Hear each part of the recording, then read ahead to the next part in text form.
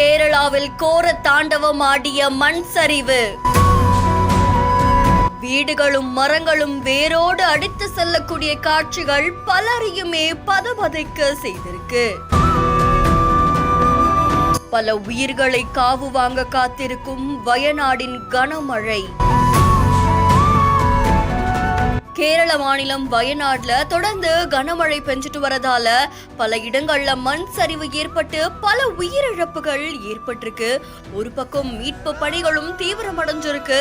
பலரும் தங்களுடைய உயிர்களை பொருட்படுத்தாது மீட்பு படைகளை ஈடுபட்டிருக்காங்க. ஆனா இந்த கனமழையாலையும் மண் சரிவாலையும் வெள்ளத்தாலையும் கோரமா காட்சி அளிக்கக்கூடிய கேரள மாநிலம் பலரையுமே அதிர்ச்சிக்குள்ளாக்கியிருக்கு.